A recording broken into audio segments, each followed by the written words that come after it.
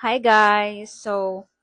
Guys, since pumunta kami ng Manila, ngayon na lang ulit ako nakapag-grocery guys. Kagagaling ko lang sa grocery store and then guys, ito na naman yung mga pinamili ko. This is all worth 627.30 pesos at nag pamasahe ako guys ng 20 pesos, back and forth na yon, bali 10 pesos papunta doon at 10 pesos naman pabalik. Bali, yung gastos ko sa pag-grocery ko is 647.30 pesos. So, di ba, alam na alam natin kung saan napupunta ang ating pera, guys. Kailangan yon. Tapos, kapakita ko sa inyo yung mga binili ko. And lahat ng to guys is iba-budget ko talaga. Kasi since 2 weeks nandito tayo sa work before mag-Christmas guys. Iba-budget talaga natin tong mga gagamitin natin. So ito guys, tissue. Sana umabot to ng 2 weeks kasi usually madali itong maubos sa akin. Kasi palagi talaga akong gumagamit every time umiihi ako, guys. Gumagamit talaga ako ng tissue. Next, guys, is itong, ba to? Wait lang. Ito, piatos.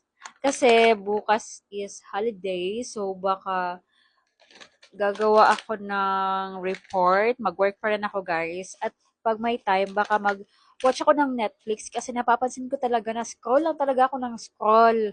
Wala na ako ibang ginawa kundi mag-scroll. Pero kanina naman, nakapag-workout naman ako at nakalaba. So, parang naka-edit ng vlog at nakapag-upload sa TikTok at sa YouTube. So, parang ano naman yun, achievement natin yon for today. So, next guys is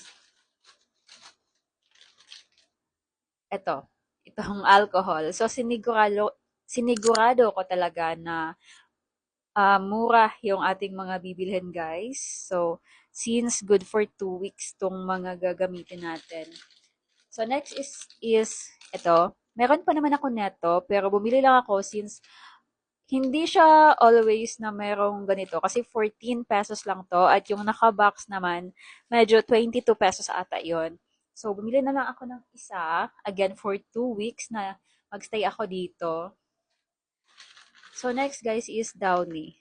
So, 8 pieces to guys. As you know guys, na nagpapa-laundry ako minsan, pero may mga damit tayo, 'di ba, na hindi natin sinasali sa laundry. So gusto natin tayo lang yung maglaba. Yung mga favorite na mga damit natin, guys. So importante na meron pa rin akong sabon at Downy. So this is my keratin and guys, aabot to ng January. Aabot to ng last week ng January itong keratin ko, guys. Kasi titipidin ko talaga to. Kasi sobrang tipid ko sa ano guys, sa conditioner. Tapos hindi naman ako everyday nagsha-shampoo. Nagsha-shampoo ako pero mga thrice a week, ganon. So tipid tayo dyan. Next is wipes. Importante to guys kapag nagte-travel ako kasi minsan talaga kapag whole day ka sa field at sobrang init, parang natatakot ka ng mag-half bath pagka-uwi mo guys sa kung saan kayo matutulog. Kaya it's very important na may wipes ako kasi minsan parang sobrang init, 'di ba? So, 'di ba nakakaano 'yun? So, hindi na ako nagha-half bath minsan, nagwa-wipes na lang. Minsan lang naman 'yun, guys.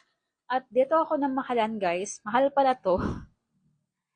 Pearl and Beauty yung ginagamit ko sa Watsons, pero I don't know, mahal pala 'to. I think it's 170 something. Nasa ganun. Hindi ako sure. Tingnan na lang natin yung resibo.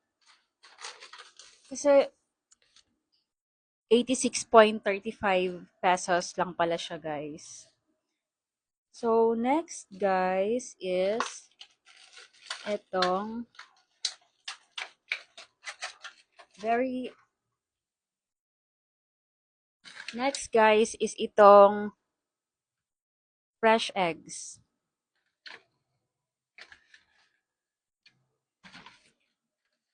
Ayan guys, 12 pieces siya guys. And this is worth 106 pesos. So, egg guys, makakatipid talaga to.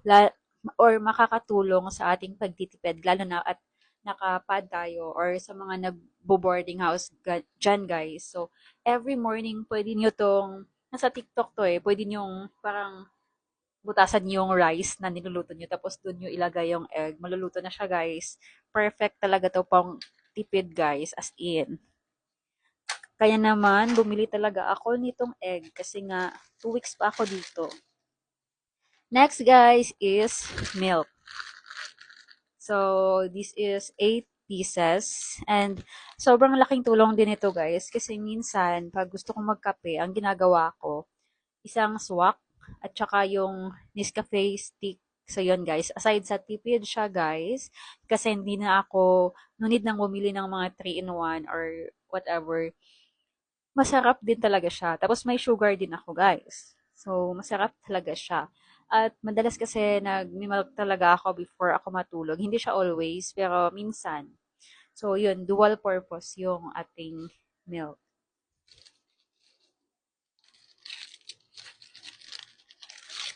Next guys is itong tang. Nag-crave ako kanina ng juice, kaya mango yung flavor nito, guys. Bumili talaga ako. Next, guys, is Snickers. Ayan. Dalawa to, guys, kasi pampawala to ng stress for me. So, nawawala yung stress ko dito. Kakainin ko mamaya yung isa. So, isang malaki. Hindi naman siya sobrang laki. Sakto lang yung laki. At isang maliit. So, 15 pesos lang to, guys. At yung isa is, I think, um, 37.20, di ba? Mas malaki talaga yung isa. So, pag hindi ko naman naubos, dalhin ko sa amin kasi maraming bata doon, guys. And next, guys, is, again, sabon. Kala to, guys. Kala. Yan. Kasi nga, may mga damit ako na gusto ko ako lang yung naglalaba at hindi ko sinasali sa, or pinapasali sa laundry, guys. Kaya, bumili talaga ako ng powder. At, dual purpose din yan. Ganyan tayo magtipid. Kasi, minsan, ginagawa ko na rin siyang pang-wash ng mga dishes ko. Kasi, effective naman siya, guys.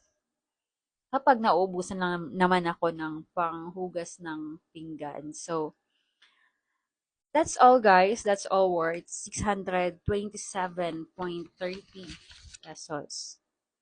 Ayan. Plus 20 pesos na pamasahe. So, ayun. Yung nagastos ko sa paglabas ko ngayon is 647.30 pesos. So, may bill, may babayaran pa akong ano guys, pad, may aircon pa, tapos magpapalandry pa ako guys. Grabe ang mahal talaga guys. Charis. So, I'm thankful to God guys for all the blessings. So, that's all guys for today. Thank you so much for watching and see you in my next video. Bye-bye!